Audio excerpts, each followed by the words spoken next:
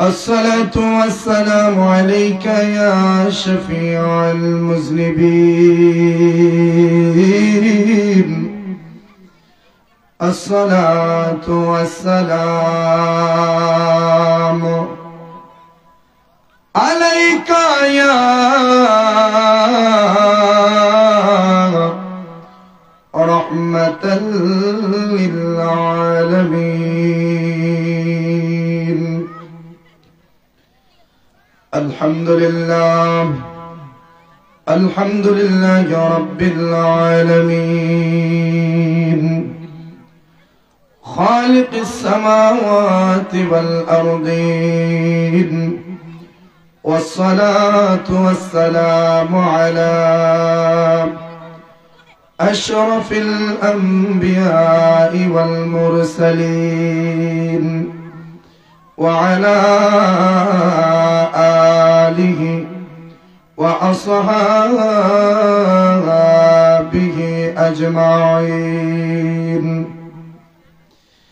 أما بعد، فقد قال الله تعالى في كلامه المجيد وفي فرقانه الحميد. شكر আমার সাথে محبت করুন أعوذ بالله من الشيطان بسم الله الرحمن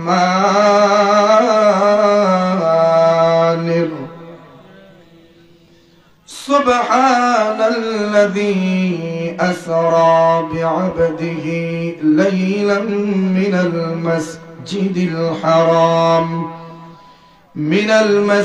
الحرام إلى المسجد الأقصى الذي باركنا حوله لنريه من آياتنا إنه هو السميع البصير.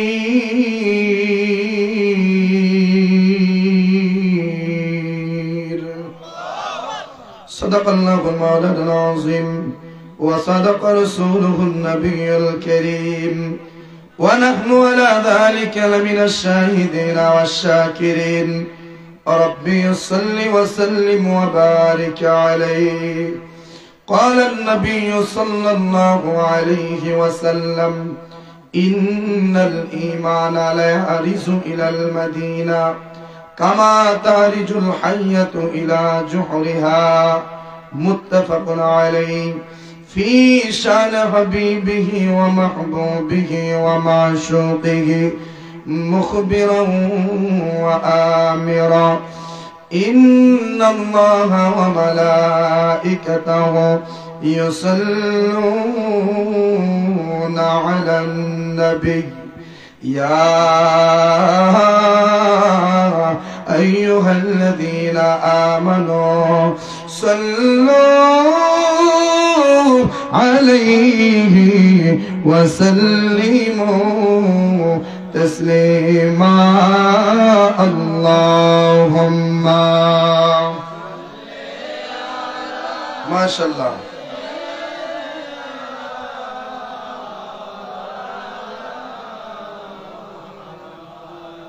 وعلى آل سيدنا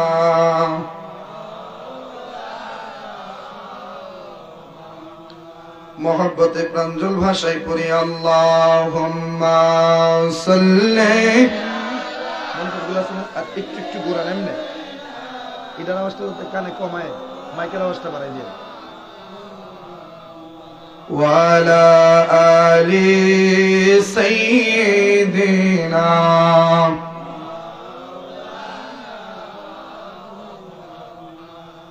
अपनी मौला का प्यारा हमारा नबी, अपने मौला का प्यारा हमारा नबी, दोनों आलम का दुल्हा हमारा नबी सबसे औला आला हमारा नबी सबसे बाला आला हमारा नबी अल्लाहुम्मा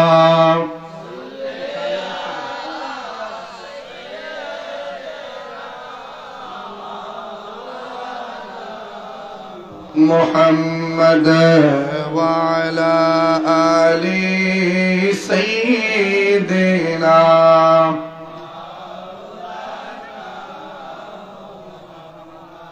गुनाह ছাড়ো তওবা করো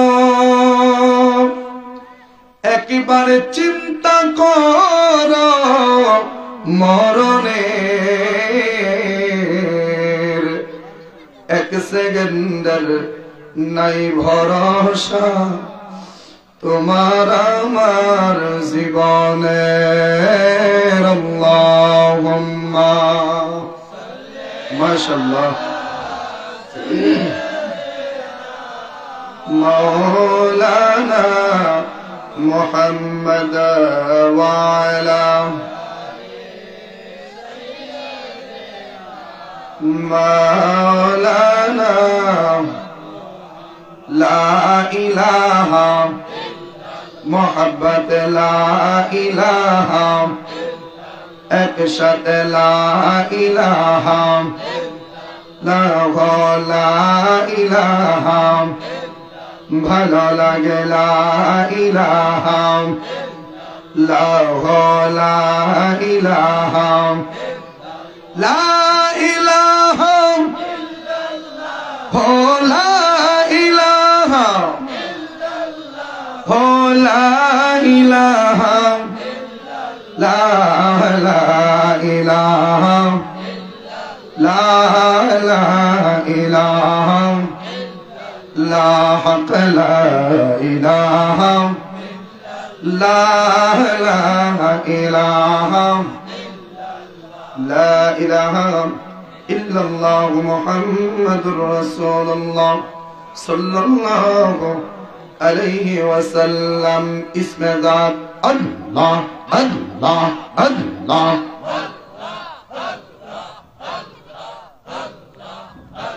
সবাই জবান খুলে জিকির আল্লাহ আল্লাহ আল্লাহ আল্লাহ আল্লাহ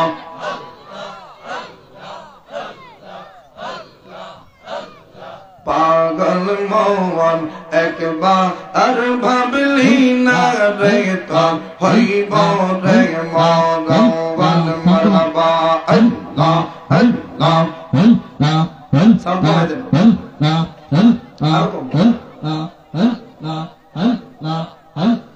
পাগল মন একবার আর ভাবলি না রে তা হইব রে মগবান মারহাবা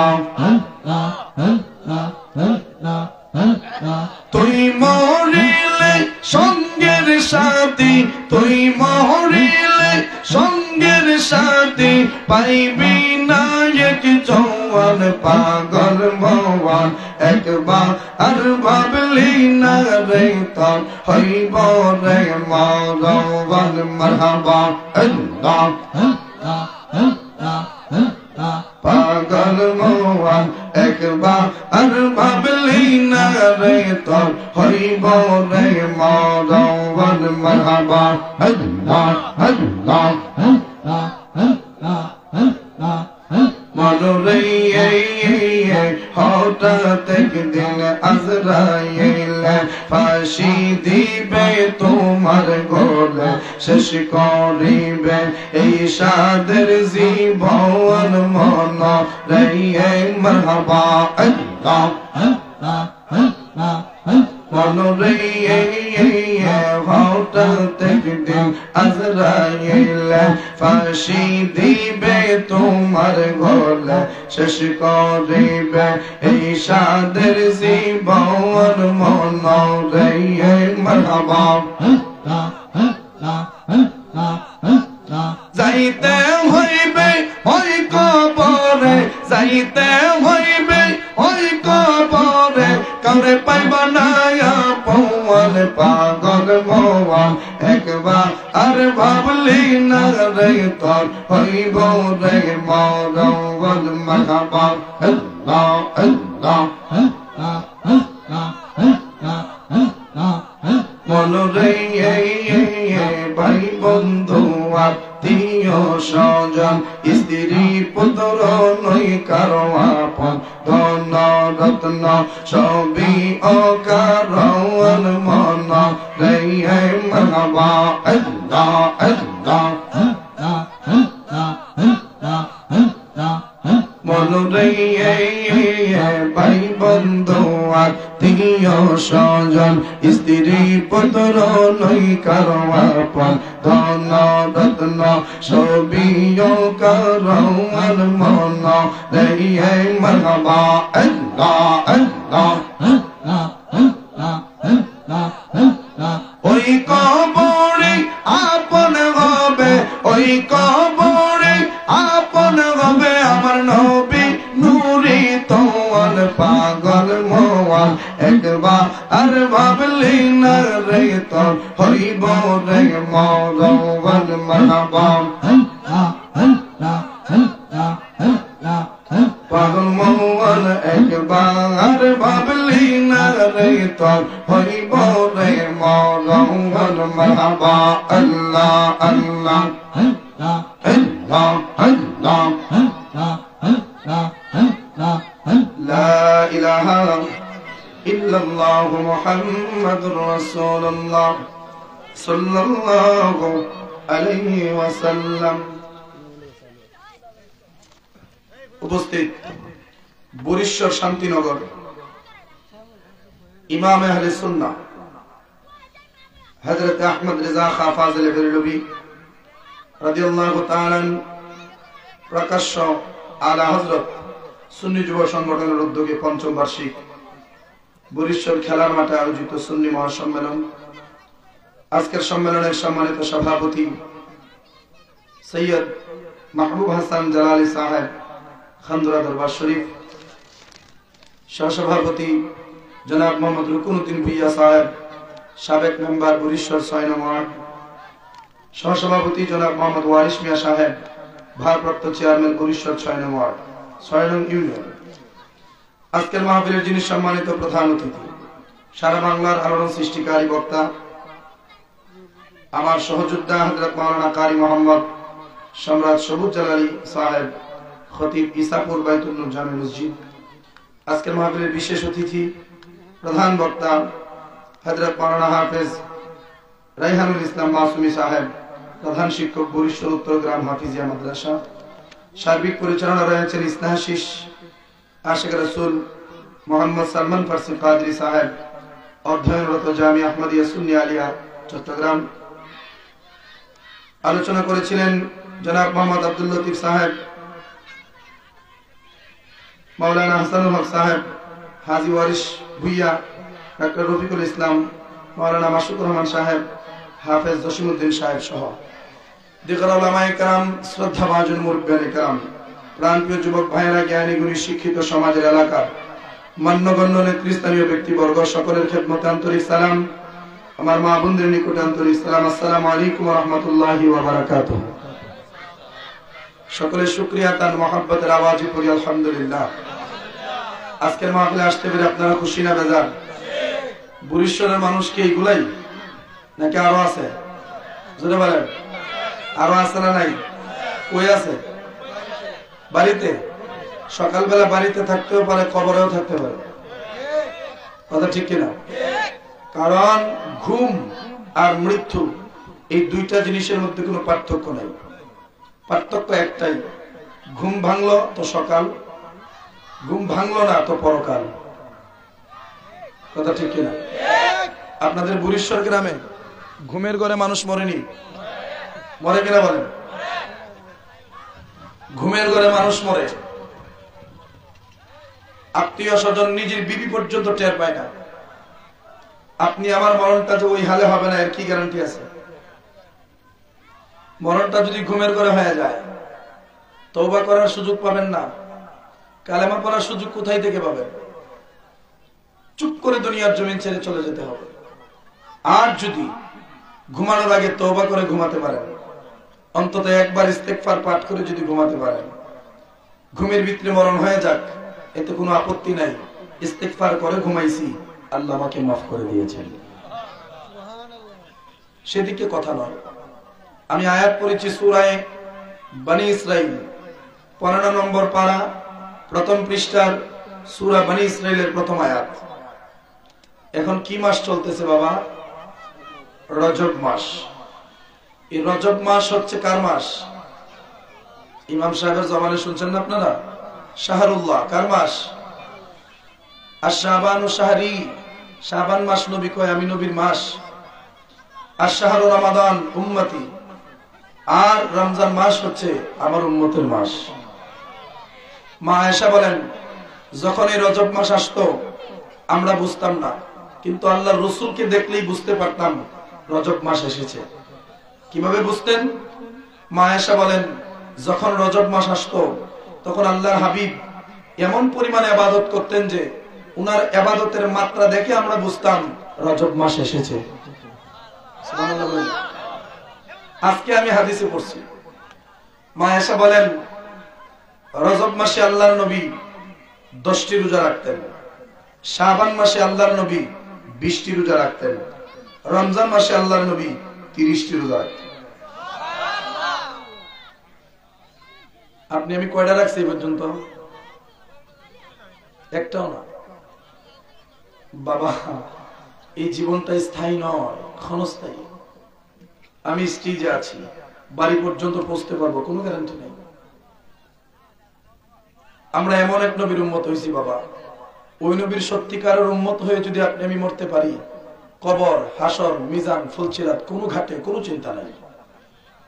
কথা ঠিক কিনা? কারণ শাফায়াত করবেন কে? আমার নবী। শাফায়াত করবেন কে? কার কাছে? জোরে বলেন।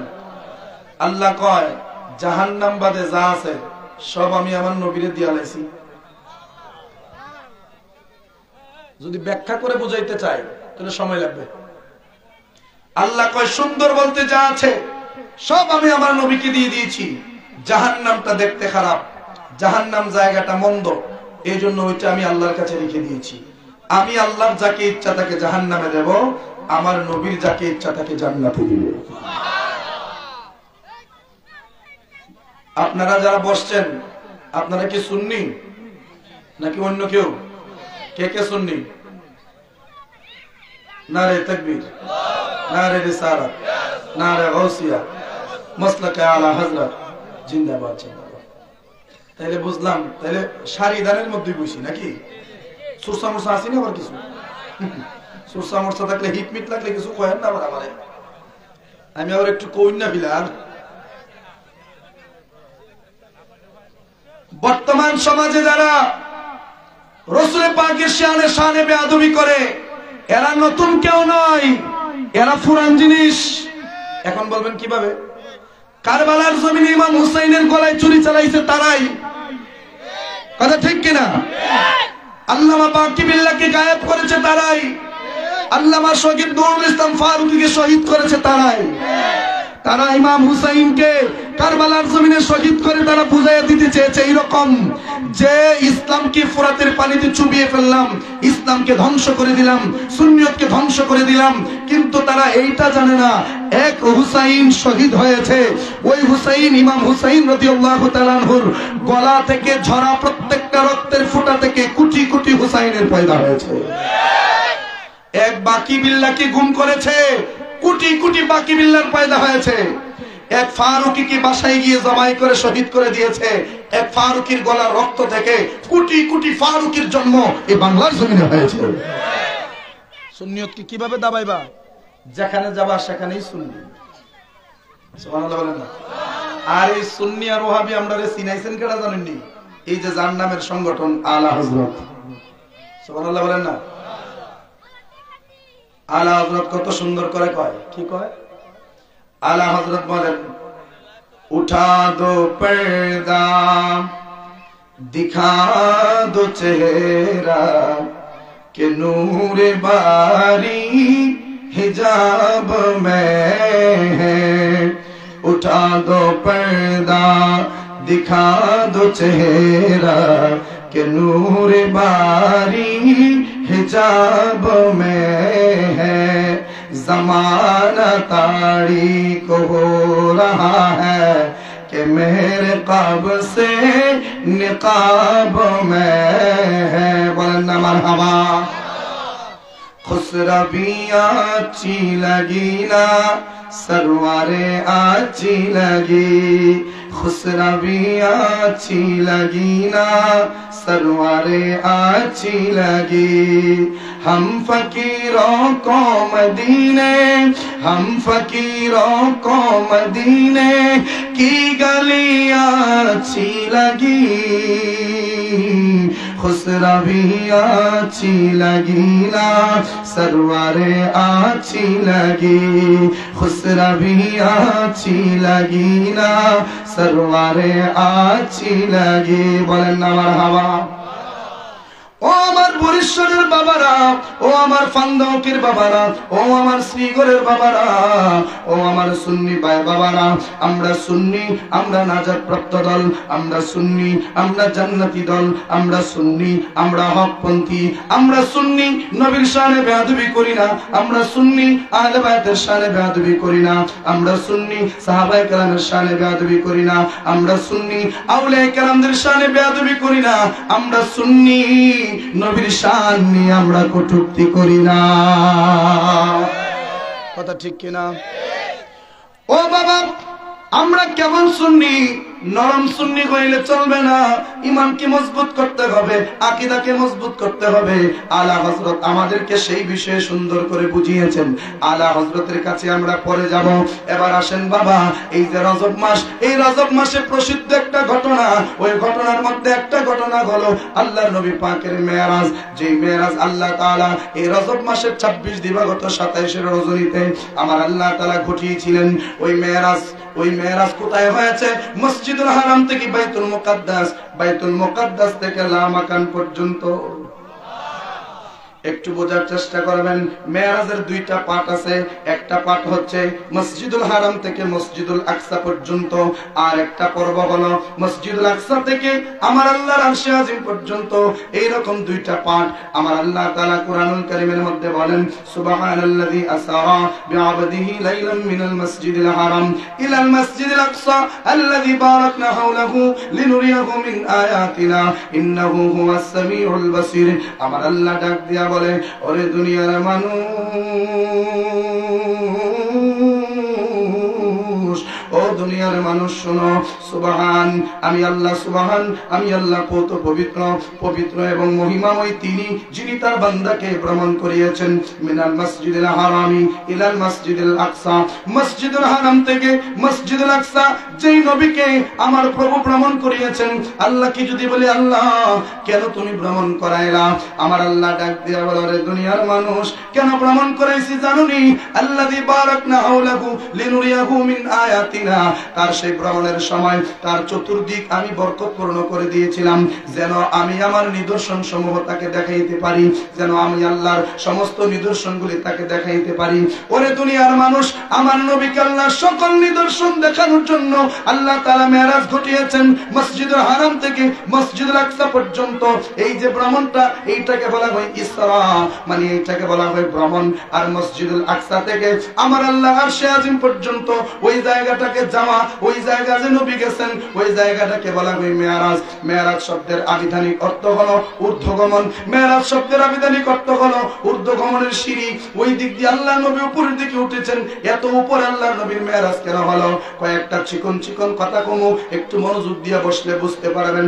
আল্লাহর নবীর মেরাজ এত উপরে হয়েছে, এত উপরে হওয়ার তো কোনো দরকার ছিল না, কারণ মেরাজের মূল হাকিকত ছিল আমার আল্লাহর সাথে নবীর দিদার। কথা ঠিক কিনা?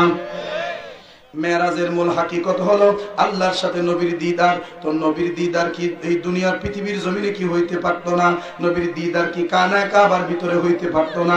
নবীর দিদার কি মসজিদে নববীর ভিতরে আল্লাহর সাথে হইতে পারতো না? কিন্তু আমার আল্লাহ তাআলা এত উপরে কেন উঠাইলেন? ওরে বন্ধু, আল্লাহর নবীর মেরাজ আরশে আজিমে হওয়ার পেছনে কয়েকটা কারণ আছে।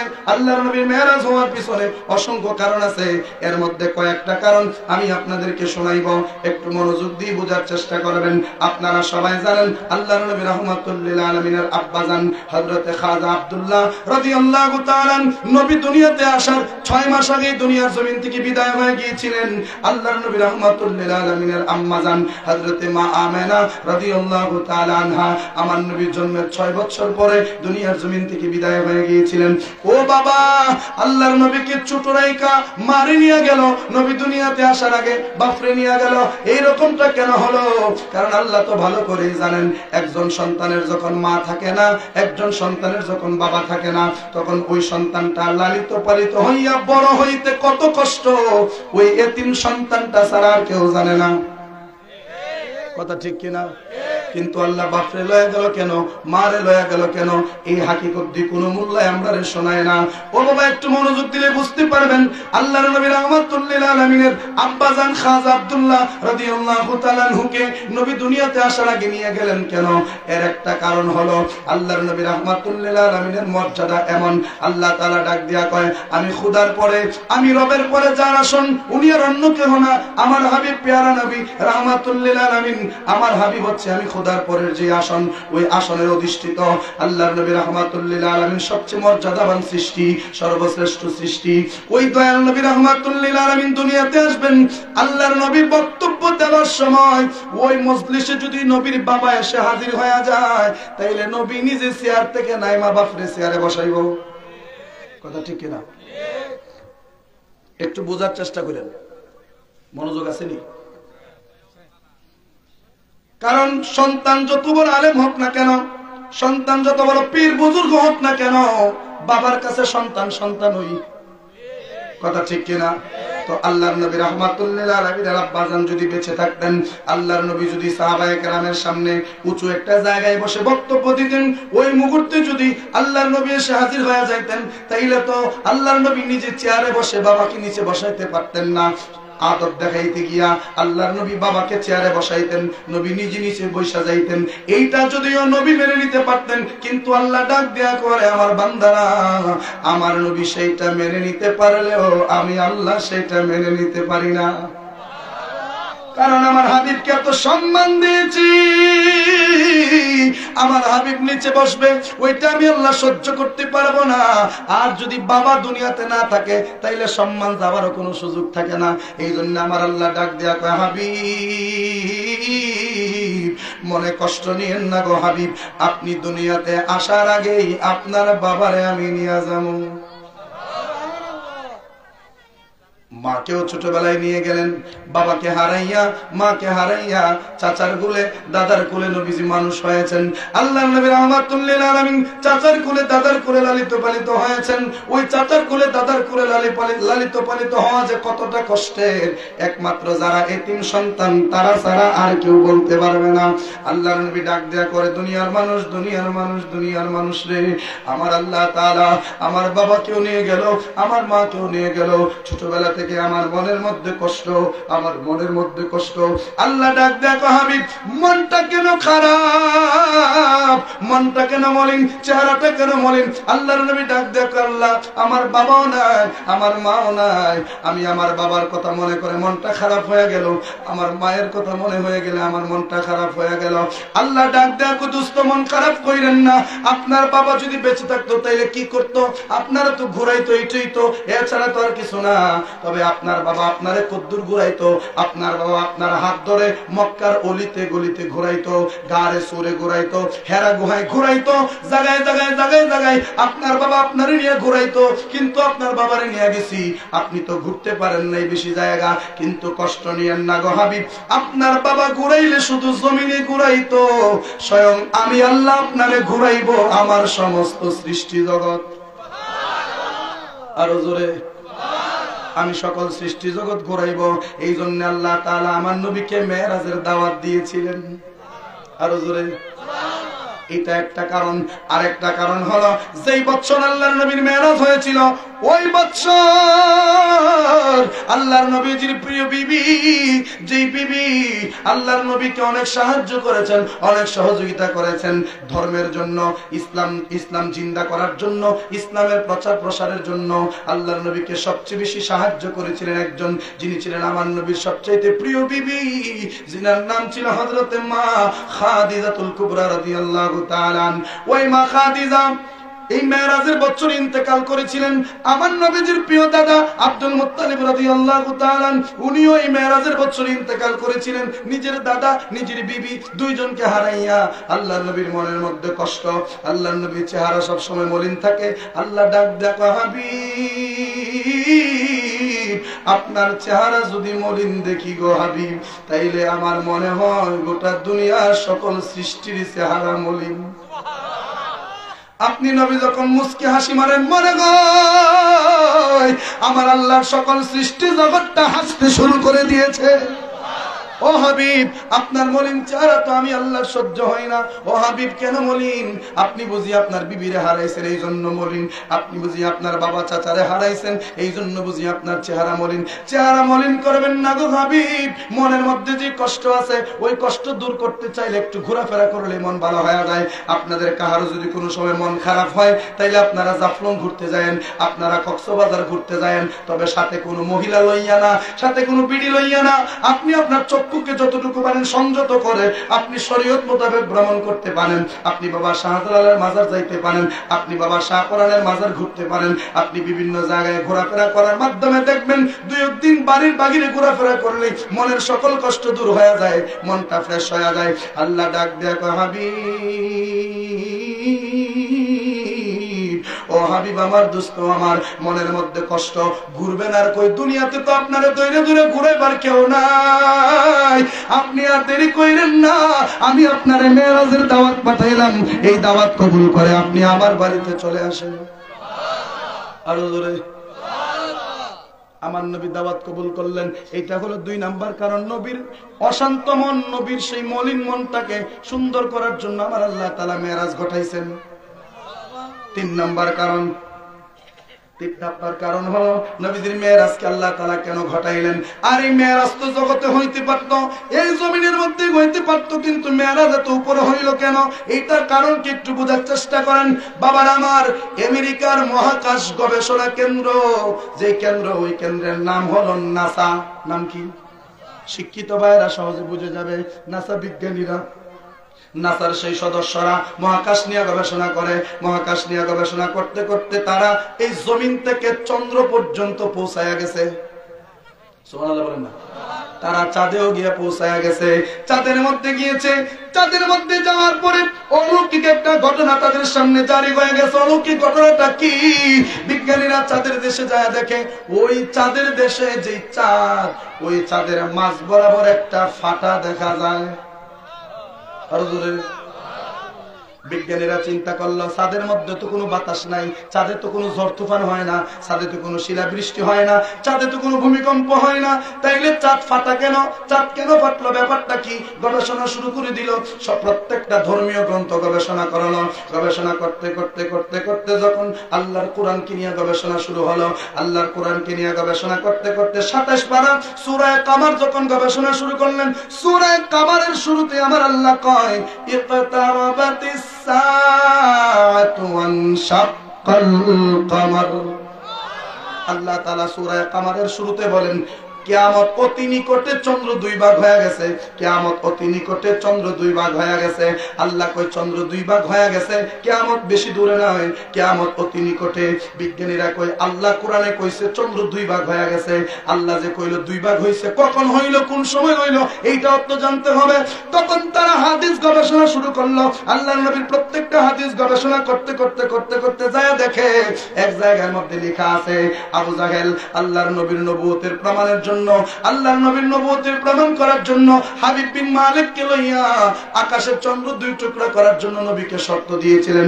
আকাশের চন্দ্র দুই টুকরা করার জন্য নবীকে যে শর্ত দিয়েছিলেন, ওই শর্ত মোতাবেক আল্লাহর নবী জিকিলেন জাবালে আবু কুবাইস নামক পাহাড়ে। ওই পাহাড়ে যাইয়া আল্লাহর নবী শাহাদত আঙ্গুলি মুবারক আকাশের দিকে উঠাইয়া আকাশের চন্দ্ররে এইভাবে এইভাবে দুইভাবে যখন আল্লাহর নবী ইশারা দিলেন, আকাশের চন্দ্রটা মাঝ বরাবর দুইটা ভাগ হইয়া দুই দিকে পড়ে গেছে। আরো জোরে শাক্কাল কামার সিরাজ মুনীরা কোরআনের ঘোষণা, আকাশের চাঁদ ডাক দেয় নবী জমিনে আসো না। শাক্কাল কামার সিরাজ মুনীরা কোরআনের ঘোষণা, আকাশের চাঁদ ডাক দেয় নবী জমিনে আসো না। নবীর ডাকে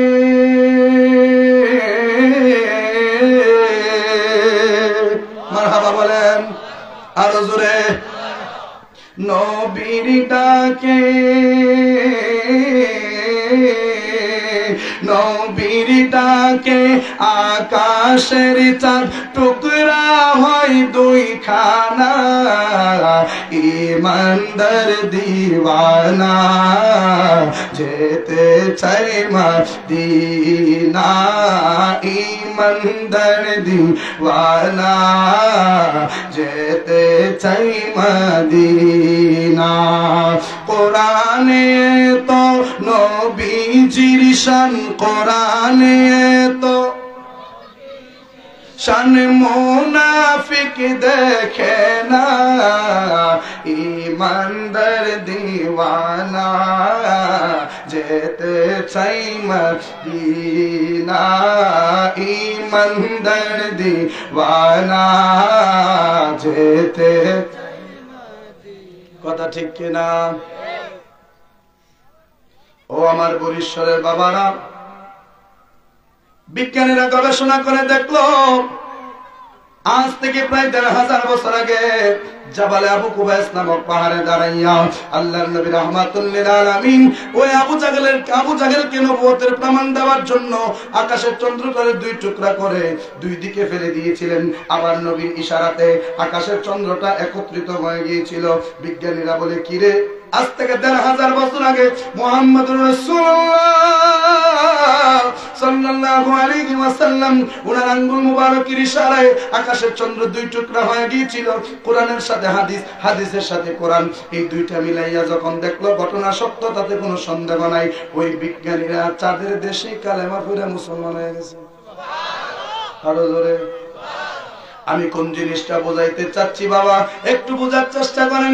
বিজ্ঞানীরা চাঁদের দেশ পর্যন্ত গিয়া পৌঁছে গেছে, চাঁদের দেশ পর্যন্ত গিয়া পৌঁছে গেছে।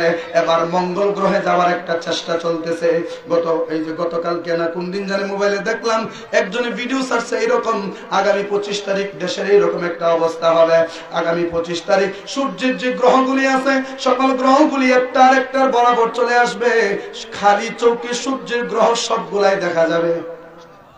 সুবহানাল্লাহ বলেন। সূর্যের কয়টা গ্রহ? 8টা থেকে 10টা গ্রহ, যেমন বুধ, শুক্র, পৃথিবী, মঙ্গল, বৃহস্পতি, শনি, ইউরেনাস, নেপচুন, প্লুটো, ভলকান, এই যে 10টা গ্রহ, এই 10টা গ্রহ একটার একটার বরাবরে চলে আসবে। পৃথিবী বাদে বাকি 4টা গ্রহকে খালি চোখে দেখা যাবে। তবে নেপচুন আর ভলকান এই দুইটা গ্রহ যদি দেখতে হয় মাইক্রোস্কোপ ব্যবহার করতে হবে, টেলিস্কোপ ব্যবহার করে সেটাকে দেখতে হবে। বাবারা, আমার বন্ধুরা, আমার কোন জিনিসটা বোঝাতে চাচ্ছি, বিজ্ঞানীদের ক্ষমতা শুধু জমিনে চলে না, বিজ্ঞানীদের ক্ষমতা ওই উপরে চন্দ্র পর্যন্ত পৌঁছায় গেছে। আমার আল্লাহ ডাক দেয়া করে, দুনিয়ার মানুষ, দুনিয়ার মানুষ, দুনিয়ার মানুষ রে, আমি আল্লাহ তাআলা আমার হাবিবরে কোরআন শিক্ষা দিয়েছি, আর এই কোরআন হচ্ছে বিজ্ঞানময়। 27 পারে আল্লাহ কয়, আর রহমান আল্লামাল কোরআন, যিনি রহমান শিখাইয়াছেন কোরআন। কাকে শিখিয়েছেন? যিনি আল্লাহর হাবিব, আমাদের দয়াল নবী। আল্লাহর নবীকে যদি আল্লাহ কোরআন শিখাইয়া থাকেন, এই কোরআনের মধ্যে বৈজ্ঞানিক সকল জ্ঞান আছে, বৈজ্ঞানিক সকল থিওরি আল্লাহ তাআলা কোরআনের মধ্যে দিয়ে দিয়েছেন। এতেই বোঝা যায় আমার নবীকে আমার আল্লাহ বিজ্ঞানী বানায়া ওই পাঠাইছেন। আরো জোরে। আল্লাহ তাআলা আমার নবীর মেরাজ এত উপরে করাইলেন কেন? এর কারণটা আমি আপনাদেরকে বোঝানোর চেষ্টা করছি। বিজ্ঞানীদের ক্ষমতা চন্দ্রদেশ পর্যন্ত, ওইখানে বিজ্ঞানীদের ক্ষমতা পৌঁছায় গেছে। আমার আল্লাহ ডাক দেয়া কয়, আমার হাবিব যদি বিজ্ঞানীদের বিজ্ঞানী হয়ে থাকে, তাহলে আমার হাবিবের শান্ত আরো উপরে থাকা লাগবে। যদি আমার নবীর মেরাজ জগতে হয়, আর বিজ্ঞানীরা যদি এই প্রশ্নটা করে, তোমাদের নবী আর কি এর বিজ্ঞানী হইল? তিনি যদি বিজ্ঞানী হইব, তাহলে চন্দ্রদেশ পর্যন্ত তো যাইতে পারলো না, আমরা চন্দ্রদেশ পর্যন্ত গিয়েছি। আল্লাহ ডাক দিয়া কয়, এই কথা বলার সুযোগ যেন কেউ না পায়, এই জন্য আমার নবীর কত উপর উঠাইছি তোমরা জানোনি। এই জমিন থেকে প্রথম আসমানের দূরত্ব হচ্ছে 500 বছরের রাস্তা। কয়শো বছর?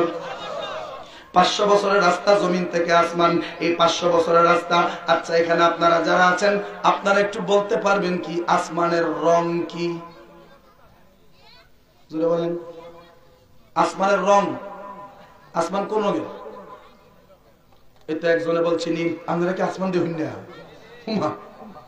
আসমানটা কোন রঙের? নীল রঙের। কিন্তু বাবা ভুল তথ্য, আসমান নীল রঙের না লাল রঙের এটা আল্লাহ ছাড়া কেউ জানে না।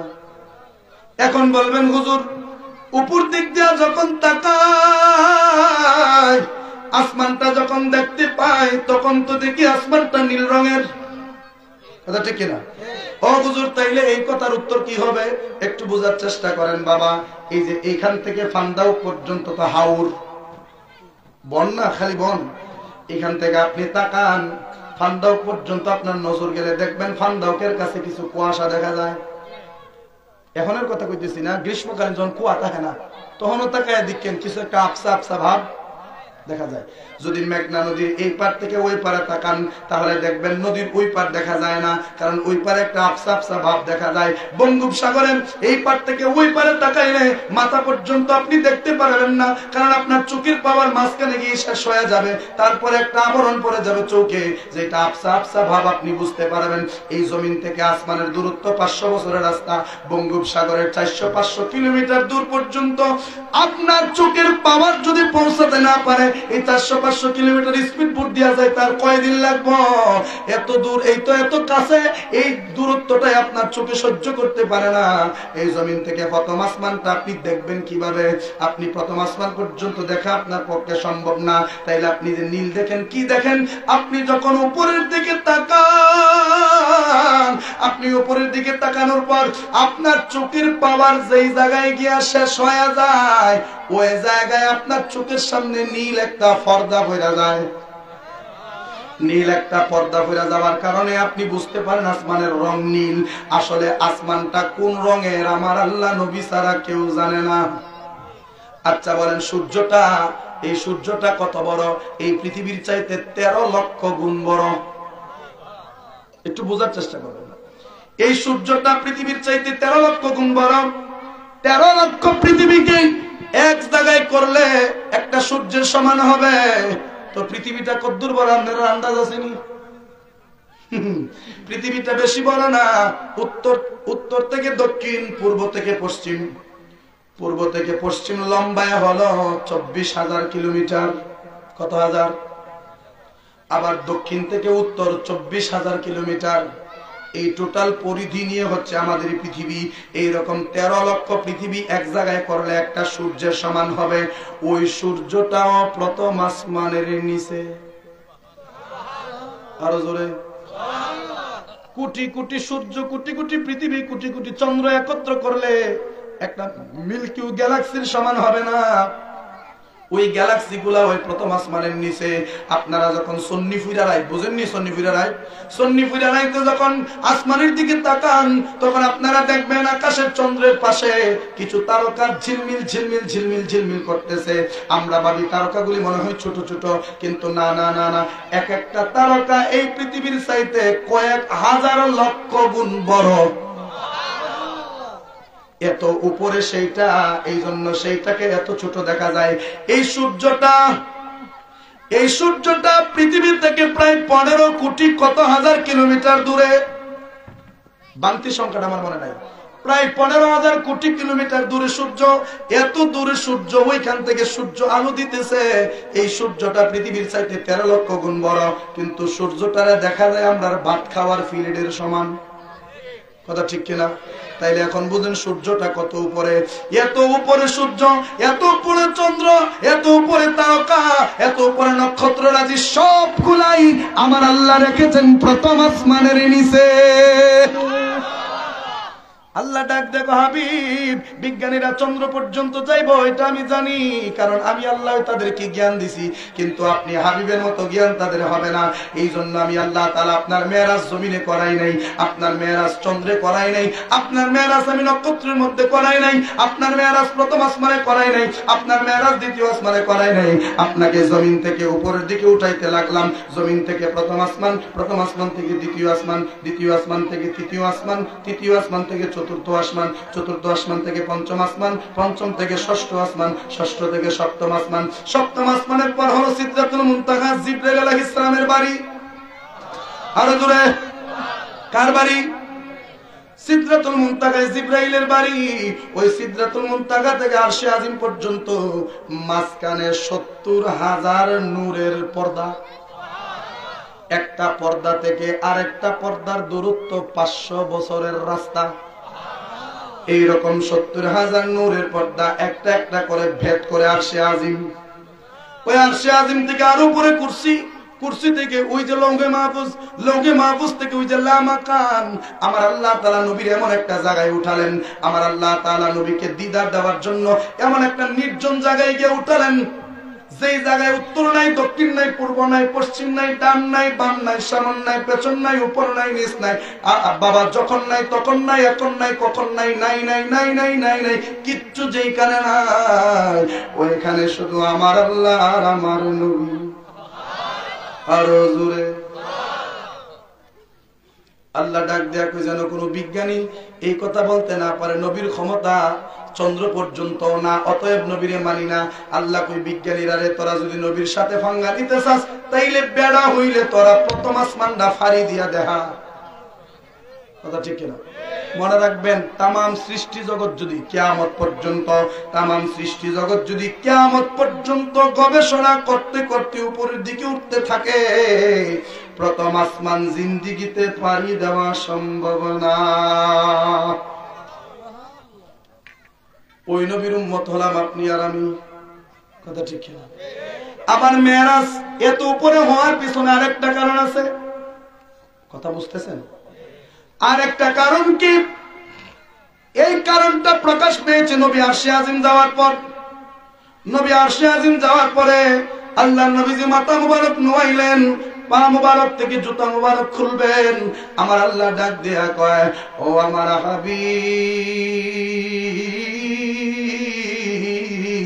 জুতা মুবারক খুলবেন না গো হাবিব। ও আল্লাহ, কেন খুলবো না? আমি তো তোমার বাড়ি আসছি, জুতা নিয়ে যাবো, বেয়াদবি হবে। আল্লাহ ডাক দেখো, হাবিব বেয়াদবি হবে না তো। আল্লাহ মুসা আলাইহিস সালাম তুর পর্বতে তোমার সাথে দিদার করার জন্য যাবে, তুমি মনিব মুসারে দিদার দিবা। এই খুশিতে মুসা নবী পায়ের জুতা খুলতে ভুলে গেছে। জুতা না খুইলা জুতা পায়ে নিয়ে তুর পাহাড়ে উঠা শুরু করছে। আল্লাহ ডাক দেখো, মুসা এত বেয়াদব হইলা কিভাবে? ও মুসা, আমার সাথে দিদারের জন্য আসতেছো, পায়ে জুতা লাগানো কেন? মুসা ডাক দেখ, আল্লাহ খুশির টেলায় মনে ছিল না। তাইলে জুতাটা খুললা নিচে তো পাহাড়ে উঠো। সুবহানাল্লাহ বলেন না? মুসা নবী জুতা খুইলা তুর পাহাড়ে উঠছে, আল্লাহর সাথে দিদার করবে। আর আমার নবী আরশে আজিম যায়, নবী নিজে থেকে জুতা খুলতে চায়, আল্লাহ মানা করে। আল্লাহ ডাক দেখো, হাবিব জুতা মুবারক খুলবেন না গো হাবিব। আজ থেকে কোটি কোটি কোটি কোটি বছর আগে আমার আরশে মুআল্লা আমার কাছে দরখাস্ত করেছে, ও রব্বুল আলামিন, আপনার হাবিব যখন মেরাজে আসবে, আপনার হাবিব আমার আরশের উপর যখন কদম রাখবে, আপনার হাবিবরে আপনি বলবেন আপনার হাবিব যেন জুতা মুবারক না খুলে, কারণ আপনার হাবিবের জুতা মুবারকের তালা মুবারকের মধ্যে জমিনের যে ধুলাবালিগুলি লেগে আছে, ওই ধুলাবালিগুলি যদি নবী একবার আমার গায়ের মধ্যে রেখে যায়, একবার যদি নবীর জুতা মুবারকের তলার ধুলিগুলি আমার আরশের উপরে রেখে যায়, আমি আরশ তুমি মনিবের দরবারে ধন্য হয়ে যাব। কি বুঝেন? কোন নবীর উম্মত আমরা হইছি? সুবহানাল্লাহ বলতেন না? এক নবীরে কয় জুতা খুললায়ও, আর এক নবীরে কয় জুতা খুলেন কেন গো হাবিব? সুবহানাল্লাহ না? আমার আলা হযরত এমন বড় আশিক রাসূল ছিলেন, নবীকে ভালো করে আমাদেরকে চিনিয়ে গেছেন। সুবহানাল্লাহ। নবীকে যদি চিনতে চাও আলা হযরতকে মেনে নাও, নবীকে যদি চিনতে চাও আলা হযরতের বইগুলি পড়ো। আমার আলা হযরত দুই হাতে কিতাব লিখতেন। সুবহানাল্লাহ। কয় হাতে? দুই হাতে তিনি কিতাব লিখতেন। ডান হাত দিয়া লিখতেন নবীর শান, আর বাম হাত দিয়া লিখতেন সকল বাতিলদের প্রশ্নের জবাব। সুবহানাল্লাহ। আলা হযরত ডাক দিয়া বলে, দুনিয়ার মানুষ, আমার নবীর শান লেখার জন্য আমি আমার ডান হাত ব্যবহার করব, আর বাতিলদের জবাব দেওয়ার জন্য আমার ডান হাত লাগবে না, আমার বাম হাতই যথেষ্ট। যে আলা হযরত ইন্তেকালের আগে বলেছিলেন, ও আমার ভক্তরা, ও আমার সন্তানেরা, আমাকে যখন কবর দিবা, আমার কবরটাকে খাড়া করে লম্বা করে দিও। আচ্ছা, আপনাদের বুড়িশ্বর গ্রামে কবর কদ্দুর গহীন হয়? এমনি কদ্দুর গহীন? 3.5 হাত নেই? 3.5 হাত গহীন হয়। আলা হযরত কয় না না না, 3.5 হাত তো হয় না, 3.5 হাত হয় না, 1.5 হাত 2 হাত এরকম লম্বা না, 3.5 হাত হয়, 2.5 হাত। আচ্ছা ধরেন 2.5 হাত লম্বা হয়। যখন কবরে সার দেওয়া হয়, মাটি দেওয়া হয়, তখন কি কবরে কোনো মানুষ দাঁড়াইতে পারবে? পারবে না, এইরকম আন্দাজে দেওয়া হয়। কিন্তু আলা হযরত বলেন, ওরে দুনিয়ার মানুষ, যখন আমাকে কবরস্থ করবা, তখন কি করবা? আমার কবরটার একটু গহীন করে খনন কইরো। কেন? কারণ আমি আলা হযরতের আকীদা হলো, আমার কবরে আমার পেয়ারা নবী আসবে। আরো জোরে কত? নবী আসার সাথে কবর গর্ত করার সম্পর্কটা কি? আলা হযরত ডাক দেয়া বলে, দুনিয়ার মানুষ, আমার নবী যখন কবরে আসবে, আমি আলা হযরত নবীকে দেখার সাথে সাথে বসে তো থাকতে পারবো না, নবীকে দেখার সাথে সাথে আমাকে দাঁড়াতে হবে। আর আমি যখন দাঁড়াবো, আমার কবরটা একটু গহীন করা লাগবে। সুন্নিরার কবর নবী আইব, বাতিলরার কবর নবীর ছবি দেখাইব নাকি? একটু বোঝার চেষ্টা করুন। আমরা সুন্নিরা আকীদা হলো কবরে নবী আসবেন, কিন্তু তাদের আকীদা হলো নবী আসলে মদিনা খালি, এই জন্য মদিনা থেকে সুরুং কইরা কবর পর্যন্ত দেওয়া হইব। এটাই তো তাদের আকীদা নাকি? ভুল হলে আমাকে বলবেন। আমাদের আকীদা নবী আসবে, তাদের আকীদা নবী মদিনায় থাকবে, সবার কবরের সাথে একটা যোগাযোগ করে দিব। আচ্ছা মেনে নিলাম, একটু সময় লাগে।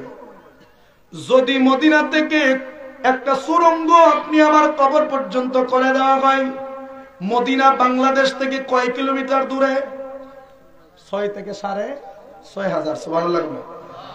বাংলার জমিন থেকে 6 থেকে 6,500 কিলোমিটার দূর মদিনা।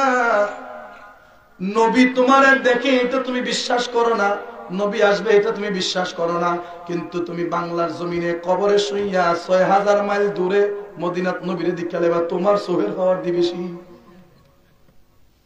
কথা কম না? নবী মদিনার থেকে আমরা দেখে, এটা তো আমরা রাখি না নাকি? নবী মদিনার থেকে দেখে এটা বিশ্বাস করো না, কিন্তু তুমি কবর থেকে মদিনা দেখালে বা এটা বিশ্বাস করো, তোমার চোখের পাওয়ার নবীর চোখের হওয়ার তো বেশি। নাউযুবিল্লাহ বলতেন না? আমার নবী কবরে আসবেন, কিন্তু মদিনা খালি হবে না, কারণ একই টাইমে আল্লাহর নবী গোটা পৃথিবী বিচরণ করতে পারেন। আরো জোরে, আল্লাহর নবী গোটা পৃথিবী বিচরণ করেন কিভাবে? ও বাবা, আল্লাহ কয় ওয়া আরসালনাকা ইল্লা রাহমাতাল লিল আলামিন, আপনি হাবিবকে আমি রহমত বানায় পাঠাইছি। তো রহমত কি শুধু মদিনায় আছে নাকি এই বুড়িশ্বরেও আছে? জোরে কোন না? আমাদের নাসিরনগরে রহমত আছে না নাই? পুরা বাংলার জমিনে রহমত আছে না নাই? গোটা বিশ্বের রহমত আছে না নাই? তাইলে মনে রাখবেন, রহমতের মালিক আমার নবী, কারণ রহমত আল্লাহ নবীরে বানায় দিছে। এখন রহমত যেই জায়গায়, নবীও সেই জায়গায়। তুমি যদি কেউ দেখাইতাম, তাহলে আগে আমার প্রশ্নের জবাব দাও। নবী যে আছে মাননি কো মানি, নবী যে আছে এটা মাননি কো মানি না, তাইলে তোমার দুই কাঁধে দুইজন ফেরেশতা আছে, এটা মাননি কো মানি দেখাও। কথা ঠিক কিনা? নবী আছে মানো না ফেরেশতা আছে মানো? ফেরেশতা যেমন দুই কাঁধে আছে, ওজন লাগে না, অনুভব করা যায় না, কিন্তু বিশ্বাস আছে ফেরেশতা আছে। আল্লাহর নবী রাহমাতুল লিল আলামিন প্রত্যেকটা মুমিনের সাথে আছেন। আন-নাবিয়্যু আওলা বিল মুমিনিনা মিন আনফুসিহিম, আল্লাহ কোরআনের সূরা আযাবের ভিতরে বলেন নবী প্রত্যেকটা মুমিনের জানের চাইতে আরো নিকটে। তাহলে আপনি নিজে যদি মুমিন হন তাহলে নবী আপনার জানের চাইতে আরো কাছে আছে। তো তুমি যে কো নবী মদিনা আছে আমরার কাছে নাই, তার মানে এটাই বোঝা যায় তোমরা মুমিন না। কারণ মুমিন হইলে নবীকে সাথে রাখতে হবে। এই জন্য তো সুন্নিরা নবীকে সবসময় নিজের কাছে অনুভব করে। তবে নবী যে কাছে আছে এটা দেখানো সম্ভব না, নিজে দেখতে পারবেন যদি আপনার খাসিয়ত আমল ঠিক করতে পারেন। যদি তুমি সুন্নি হইতে পারো তাইলে নবী যে কাছে আছে এটা আমাদের দেখানো লাগবে না, তুমি নিজেই অনুভব করতে পারবা। আরো জোরে। এই জন্য নবী আছে দেখতে গেলে বুঝতে গেলে আলা হযরত পন্থী সুন্নি হওয়া লাগবে।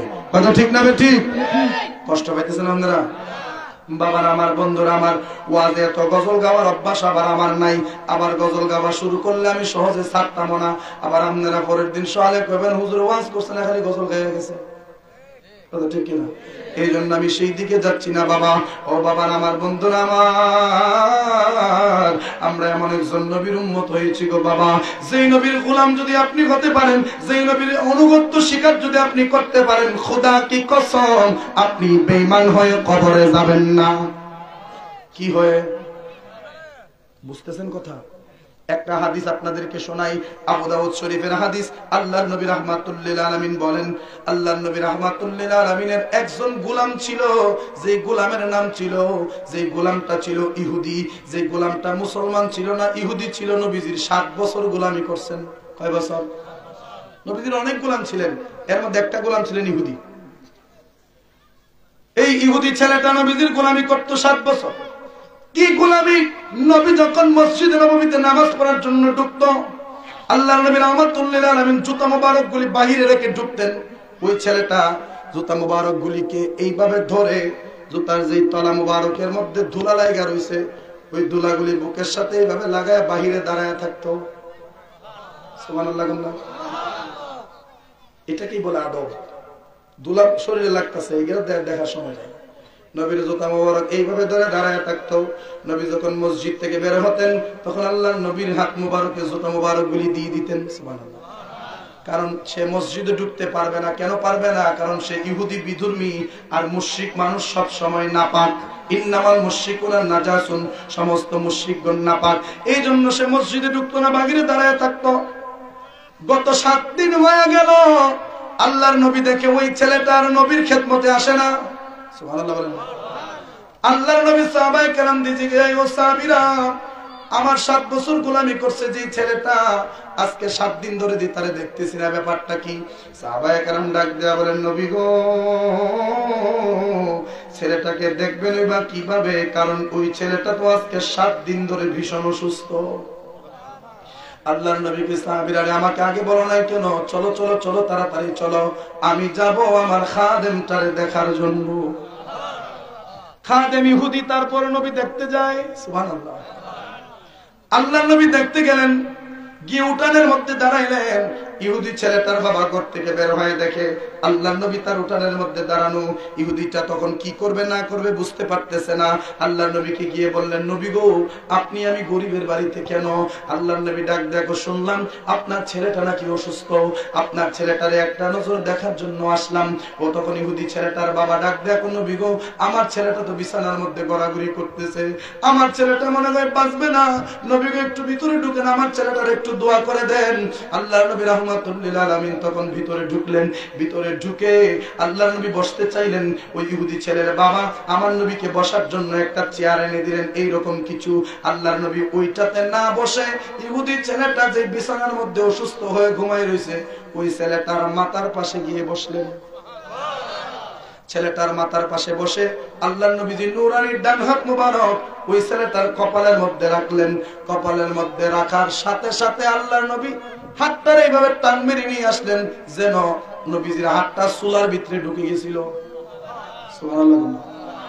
হাতটা টান দিয়ে নেই, বলতেছে, বাবা, ও বাবা, তুমি আমার 7 বছর জুতা টানছো, আমার খেদমত করছো, বাবা দয়া করে এই মুহূর্তে তাড়াতাড়ি কালেমাটা পড়ো। আরো জোরে।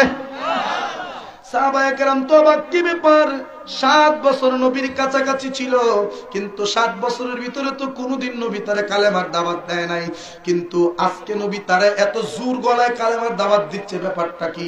সাহাবায়ে কেরাম কিছুই বুঝতে পারতেছেন না।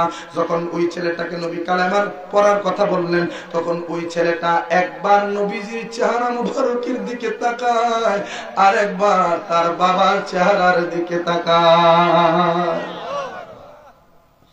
একবার নবীজির চেহারা মুবারকের দিকে তাকায়, আরেকবার তার বাবার চেহারার দিকে তাকায়। তার বাবা ডাক দিয়া বলে, কি ব্যাপার বাবা, আমার দিকে তাকাচ্ছ কেন? বাবা ডাক দিয়া কই, সন্তান রে, আমার দিকে তাকায়ও না। তুমি কি ভাবতেছো নবী তোমারে কালেমার দাওয়াত দিছে আমি বাবানি রাগ করি? সুবহানাল্লাহ। তুমি ভাবতেছো আমি বাবানি রাগ করি, কিন্তু না বাবা, আজকে আমি কোনো কথা বলবো না, আমার নবী তোমাকে যা করার কথা বলে তুমি তাই করো। যখন বাবা অনুমতি দিয়ে দিলেন, ওই ছেলেটা সাথে সাথে কালেমা শরীফ পড়তে শুরু করে দিলেন। কালেমা শরীফ পড়ে ওই ছেলেটা যখন শেষ করলেন, মুহাম্মাদুর রাসূলুল্লাহ বলতে দেরি, ওই ছেলেটা মারা যাইতে দেরি না। আরো জোরে। এখন আমি আপনাদের কাছে জিগাম, আমার বরিশ্বরের বাবারা, ওই যে ছেলেটা কালেমা পয়রা মারা গেল, ছেলেটা কি জান্নাতে যাবে না জাহান্নামে? জোরে বলেন। ওই ছেলেটা কয় ওয়াক্ত নামাজ পড়ছে? হ্যাঁ, কয় মাস রোজা রাখছে? ইসলামের বিধান কড়া মানছে, কিন্তু যাবে কোথায়? ওমা, সুবহানাল্লাহ। দুনিয়ার বহুত নামাজি নামাজ পড়ে অদুযোগী, কথা ঠিক কিনা? বহুত বেনামাজি নামাজ না পড়েও বেহেশতি। ফেসের কথা না এটা, একটু বোঝার চেষ্টা করেন। বহুত নামাজি আছে এরকম, যারা নামাজ পড়ে সুদ খায়, নামাজ পড়ে ঘুষ খায়, নামাজ পড়ে হারাম খায়, নামাজ ঠিকই পড়ে মারে বাদ দেয় না, নামাজ ঠিকই পড়ে বাপরে দেখতারে না, নামাজ ঠিকই পড়ে বায়ের হক নষ্ট করে, নামাজ ঠিকই পড়ে বোনের হক মাইরা খায় বই দিছে, নামাজ ঠিকই পড়ে জবান বালানা, নামাজ ঠিকই পড়ে মানুষকে গালিগালাজ করে, নামাজ ঠিকই পড়ে আবার ঝগড়া লাগায়, আসেনি? ওই সমস্ত নামাজীদের ব্যাপারে আল্লাহ ডাক দিয়ে কয়, ফাওয়াইলুল লিল মুসাল্লিন, বান্দারে নামাজ পড়ছ ঠিকই, তবে তোর নামাজ জাহান্নামের লাকড়ি হইব। আবার অপর দিকে আরেকটা বান্দা জিন্দেগিতে নামাজের দাঁড় দাঁড়ে নাই, রোজার দাঁড় দাঁড়ে নাই, কিন্তু বান্দাটা কোনোদিন কারো মনে কষ্ট দেয় নাই, বান্দাটা কোনোদিন মিথ্যা কথা বলে নাই, বান্দাটা কোনোদিন হারাম খায় নাই, বান্দাটা কারো মনে কোনোদিন কষ্ট দেয় নাই, বান্দাটা সরল সোজা হয়ে চলছে, কিন্তু নামাজ পড়লে পড়ছে, না পড়লে নাই। আল্লাহ ডাক দেয়া কয়, ওই যে বান্দাটা নিয়মিত নামাজ পড়ছে না, কিন্তু তার স্বভাব ঠিক রাখছে, এই জন্য ওই বান্দাটা আমার কাছে আগের নামাজিটার চাইতে ভালো। সুবহানাল্লাহ বলেন না? বাবার আমার একটু বুঝার চেষ্টা করেন, মরণ পর্যন্ত নামাজ পড়বেন, যদি মরণের সময় কালেমা নসিব না হয় তাইলে জাহান্নামী। আর সারা জীবন নামাজ পড়লেন না, মরণের সময় যদি কালেমা নসিব হয়ে যায় জান্নাতি। এবার এখানে একটা কথা আছে, নামাজ পড়লে কালেমা পড়ার সুযোগ আছে, নামাজ না পড়লে কালেমা পড়ার কোনো গ্যারান্টি নাই, কথা ঠিক কিনা? তবে বাবা, যদি আপনি সারা জীবনের গুনাহগুলি বুঝা মরণের অন্তত 1 ঘন্টা আগেও যদি আপনি সুস্থ মনে, সুস্থ থেকে সুস্থ মস্তিষ্কে আল্লাহর দরবারে তওবা করতে পারেন, এই সুযোগটা যদি আপনার হয়, তাইলে আপনি জান্নাতি। কিন্তু তওবার সুযোগ আমরা আছে, আমরা ঘুম হয় মোবাইল দেখতে দেখতে, আমরা ঘুমাই টিভি দেখতে দেখতে, আমরা ঘুমাই গল্প করতে করতে, আমরা ঘুমানোর সময় তওবা করার সুযোগ নাই, ঘুমানোর সময় আলহামদুলিল্লাহ পড়ার সুযোগ নাই, ঘুমানোর সময় দুরূদ শরীফ পড়ার সুযোগ নাই, আমরা পারি না, শুধু পারি আজাইরা ভিডিও দেখতে সময় কাটাইতাম। কথা ঠিক না ঠিক? একটু বোঝার চেষ্টা করেন বাবা। ওই ছেলেটা জিন্দেগিতে একত্ব নামাজ পড়ে নাই, শুধুমাত্র নবীর গোলামি করছে, জুতা টানছে। আমার নবী ডাক দেয়, বাবা কালেমা পড়ো। কালেমাটা পড়তে দেরি, ছেলেটা মারা যাইতে দেরি না। আল্লাহর নবী সাথে সাথে তার মুখটারে চাদর দিয়া ডেকে আল্লাহর নবী ঘর থেকে বাহিরে চলে আসলেন। আয়েশা লম্বা একটা নিঃশ্বাস ছেড়ে দিয়ে বলে, আলহামদুলিল্লাহ। সুবহানাল্লাহ বলেন না? সাহাবায়ে কেরাম তো এখন পর্যন্ত কিছু বুঝতে পারেন নাই, ডাক দেয়া বলে নবী গো, নবী গো, নবী গো, এইরকম তো কোনোদিন করতে দেখি নাই। আপনি নবী ঘরে ঢুকলেন, কিছু কথাও বললেন না, কোনো কিছু না, ছেলেটার মাথায় হাত দিয়েই তারা কালেমার দাওয়াত দিলেন। ব্যাপারটা কি? আর হাতটাকে নিয়ে আসলেন কেন? আল্লাহর নবী ডাক দেখো, সাহাবীরা রে, আমি যখন ছেলেটার মাথার মধ্যে হাত দিলাম, আমি তাকায়া দেখি আমি নবী আসার আগে তারা জান নেবার জন্য আজরাইল আয়া বয়ে রইছে। আরো জোরে। আমি নবী আসার আগে আজরাইল আয়া বয়ে রইছে। আমি নবী ভাবলাম আমার গোলামি করছে 7টা বছর, যদি আজকে সে বেঈমান হয়ে মারা যায় আমার গোলামির কি দাম থাকলো? ও আজরাইল, তুমি তার রূহ কবজ করার জন্য আসো। আজরাইল, তার রূহ এখন কবজ কইরো না, আমি নবীর একটু সময় দাও, আমি তার কালেমার দাওয়াত দিচ্ছি। আজরাইল ডাক দেয়া কই, চিন্তা করবেন না গো নবী, আপনি যতক্ষণ না বলবেন আমি অপেক্ষা করতেছি।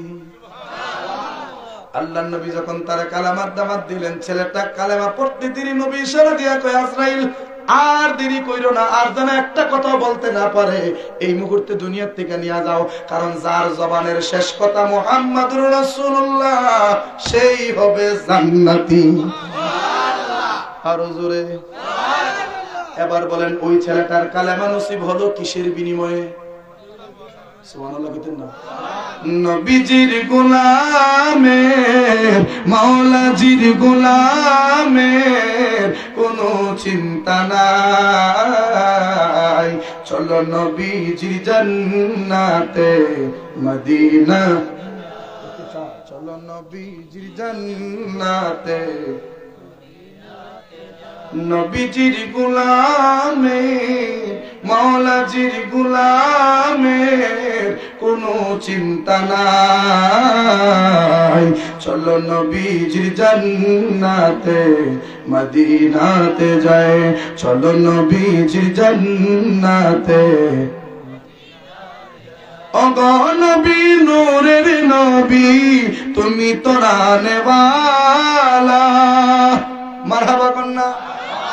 ওগো নবী, নূরের নবী, তুমি গলার মালা, প্রেমেতে মজাইয়া মন গো করোনা উজালা, প্রেমিক সাজিলাম যেন, প্রেমিক সাজিলাম যেন তোমার দিদার পায়, চলো নবীজির জান্নাতে মদিনা, চলো নবীজির জান্নাতে। আল্লাহ দাতা সর্বোপরি, আমার নবী কাসেম বন্টনকারী, ঠিক কিনা?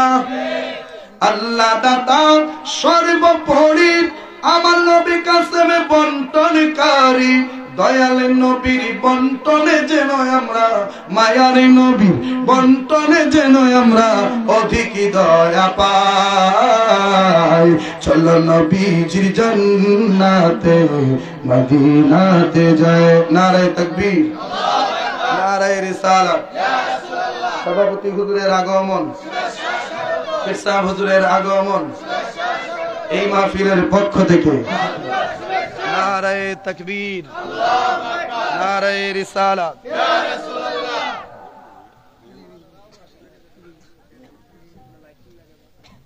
সবাই বলি মারহাবা।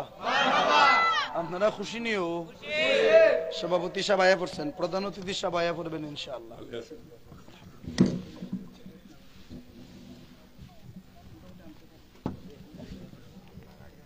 জুড়ে বলেন, নবীর গোলামের কি কোনো টেনশন আছে? আমাকে ফুলাবানগুলি অনুরোধ করছে কয়েকটা গজল আর একটু জিকির করতাম, আমাদের নিয়ে রাজি আছেন নি? জিকির হইতো নি? জোরে কন্যা। আর আমি আল্লাহর নাম যেমনে মন সেমনে লন যা, ঘুমাইয়া হইতেছি তুই তুই আইটা যেমনে ভাড়া এমনে, তবে আদবটা ঠিক রাখতে হবে, কথা ঠিক কিনা? কারণ মাওলানা জালালউদ্দিন রুমি বলছেন, বা খোদা দিওয়ানা বাসাত বা মোহাম্মদ হুশিয়ার, বা খোদা দিওয়ানা বাসাত, আল্লাহর সাথে দেওয়ানাগিরি চলে, পাগলামি চলে, কিন্তু বা মোহাম্মদ হুশিয়ার, নবীর ব্যাপারে কথা বলতে গেলে সাবধান। কথা ঠিক কিনা? আল্লাহর সাথে কেমন ফাগলামি চলে দেখেন। এই কথা বলেন না। এক ফাগলা কইতেছে, আল্লাহ, ও আল্লাহ, তুমি আমার বান্দা, আমি তোমার মনিব। কি কইছে? ও আল্লাহ, তুমি আমার বান্দা আর আমি তোমার মনিব। কথাটা কি বাইল না উল্টা? শিরিক হইছে কিনা? হইছে না? সজ্ঞানে যদি কেউ কয়া থাকে তাহলে শিরিক। কিন্তু আল্লাহ ডাক দেখো না রে, হে কইতেছে আল্লাহ, তুমি আমার মনিব, আমি তোমার বান্দা। আল্লাহ ডাক দিয়া কই, যদিও সে বেয়াদবি করছে কিন্তু ওই বান্দার প্রতি আমি রাগ করি না। কেন করি না জানোস? আর কেন এই কথাটা সে বলছে জানেননি? মরুভূমির মধ্যে সে উট হারায় ফেলছিল, উট খুঁজা পানা, মরণ নিশ্চিত। ওই মুহূর্তে দেখে উট তার সামনে, খুশির টেলায় কয়ালেছে আল্লাহ, তুমি আমার বান্দা, আমি তোমার মনিব। আল্লাহ কই যে খুশির টেলায় সেই ভুলটা করছে, এই ভুলটা আমি আল্লাহর নজরে পড়ে নাই, বরং ওই খুশিটাকে আমি আল্লাহর নজরে পড়ছে। আমার কোন বান্দা যদি তওবা করে, আমি তার চাইতে আরো বেশি খুশি হই। আমার কথা শেষের দিকে। তাহলে আমরা কি বুঝলাম? নবীর গোলামিতে ঈমান নামক দৌলত মিলে। কথা ঠিক কিনা? তাহলে আমরা নবীর গোলামি করতে চাই কি চাই না? আরে নবীর গোলামি তো আল্লাহর গোলামি মিয়া। এখানে উপস্থিত কেউ আল্লাহরে দেখছেন? জোরে কোন না দেখছুন? না দেখলে কেমনে কোন? আশহাদু আল্লা ইলাহা ইল্লাল্লাহ, আমি সাক্ষ্য দিচ্ছি আল্লাহ ছাড়া মাবুদ নাই। যারা আইন সম্পর্কে বুঝেন, বান বেলা জজ করে মামলা মোকদ্দমা বান, এরকম আছেন না কিছু মানুষ? আচ্ছা, জজ করে আপনারা দাঁড় করাইছে রাজ সাক্ষী হিসেবে। আপনি কইতেছেন আমি রাজ সাক্ষী, তবে আমি ঘটনাটা দেখি নাই, শুনছি, সাক্ষী হবে? যারা বলেন, তাহলে আমরা কেন কেউ আল্লাহরে দেখছি, সাক্ষী দেইনি? সাক্ষী দেন না যে আল্লাহ ছাড়া কোনো মাবুদ নাই? দেখছেন আল্লাহরে, সাক্ষী দেন কেমনে? অনেকে মানে উন্না, তো ওনার কথা দুনা দোষ। কথা ঠিক কিনা? তাহলে আপনার সাক্ষী তো মিথ্যা। এখন আপনি আপনার সাক্ষীটারে সত্য প্রমাণ করবেন কিভাবে? ও দুনিয়ার মোল্লা রাহুন, নবীরে চিনলা না? নবীরে চিনলা না? নবী কেমন ধন বুঝলা না? শোনো, যখন কোন নাস্তিক আমাদের কি জিগাবে যে আল্লাহরে দেখো নাই, সাক্ষ্য দেও কিভাবে, আমরা বলবো যে আমরা দেখি নাই তো কি হইছে, যার কাছ থেকে আমরা শুনেছি সেই দয়াল নবী আল্লাহকে স্বচক্ষে দেখেছেন। অহন করব না, নবী দেখছে এটা মানলাম, নবী দেখে তোমরা রাস হই কইছো না মিস হই কইছো, এটা কেমনে মানতাম? কথা ঠিক কিনা? তখন বলবো, ওরে বেঈমানের দল, মক্কার কুরাইশ কাফেরদের জীবনী ভইরা দেখ, নবীজির জীবনী ভইরা দেখ, মক্কার কট্টর কাফেররা পর্যন্ত আমার নবীকে আল আমিন আল আমিন বলে বিশ্বাস করত। এতেই বোঝা যায় আল্লাহর নবী বিশ্বাসী, কোনোদিন মিথ্যা বলতে পারে না। এই সাক্ষ্য আমরা দেই নাই, বিদুর্মীরা সাক্ষ্য দিছে নবী মিথ্যা বলতে পারে না। অতএব আল্লাহর নবী আল্লাহকে দেখেছেন, আল্লাহর নবী নিজেও বলছেন রাআইতু রাব্বি ফি আহসানি সূরাতিন, আমি আমার রবকে দেখেছি অতি উত্তম নমুনায়। নবী কয় আল্লাহকে দেখেছি, কাফেররা কয় নবী মিথ্যা বলতে পারে না, আমরা কয় নবী সত্য দেখেছেন। অতএব আল্লাহর নবী যদি আল্লাহকে স্বচক্ষে দেখে থাকেন, নবীর ব্যাপারে যদি আকীদা ঠিক থাকে, তাহলে আপনি আমার মুসলমানিত্ব ঠিক। আর যদি নবীর ব্যাপারে আকীদা ঠিক না থাকে, আপনি আমার মুসলমানিত্ব বাতিল। কথা ঠিক কিনা? নবী যদি আমরার মতো হয় তাহলে সে মুসলমান না। যদি কেউ বলে নবী আমরার মতো, হে মুসলমান না। যদি বুঝতে অসুবিধা হয় আমারে কয়েন বুঝাই দিন। নবী যদি আমাদের মতো হয় তাহলে সে মুসলমান না। কেন না? নবী যদি আমাদের মতোই হবে তাহলে আমরা মিছা কথা কই কিনা? বলেন না? তাহলে নবী আমরার মতো, নবীও মিছা কথা কইছে, নাউজুবিল্লাহি মিন যালিক। তো নবী মিছা কথা কইছে, এই আকীদা যার কি মুসলমান রইছে? আর যদি কোন নবী আমরার মতো, তাহলে মিথ্যার গুণ নবীর মধ্যে আছে। অতএব নবী আল্লাহরে দেখছে মিছা কথা। কথা ঠিক কিনা? অতএব যদি আপনার ঈমান, আপনার মুসলমানিত্ব, আপনার আকীদা ধরে রাখতে চান, আল্লাহর নবীর ব্যাপারে আপনাকে হুঁশিয়ার হতে হবে। কথা ঠিক না বেঠিক? কষ্ট হইতেছেন না? বিরক্ত হইতেছেন? আমার এই ছোট ভাইটা, এই ছোট ভাইটা আমার একটা আবদার করছিল, একটা গজল গাইতাম, গাইতাম নি? আপনারা পারবেন তো? মিলাদুন নবীর জুলুসে তো এটা গাইছিলাম, শুনছেন আপনারা অনেকে? যদি পারেন বলেন। উর্দু কালাম আর কি। तुम बिखर के उनका चर्चा अपना दिल चमकावो, ऊंचे में ऊंचा नबी का झंडा, आला से आला नबी का झंडा, अजमत वाला नबी का झंडा, घर घर में लहराओ, पुकारो या रसूल आया। একটু কষ্ট দিলাইমু, অনেকে তো হাত গুলার এইভাবে ঢুকাইতে রাখছেন না, ওখানে একটু কষ্ট করে বাইর করলেন, হ্যাঁ বাইর করেন, বাইর করছেন, এবার একটু উপরে তুলেন, বলেন ইয়া রাসূলুল্লাহ ইয়া লা পুকারো ইয়া রাসূলুল্লাহ या रसूल अल्लाह के नारे से हमको प्यार है, जिसने ये नारा लगाया उसका बेड़ा पार है। बोलो या रसूल माशाल्लाह, या हबीब अल्लाह पुकारो या रसूल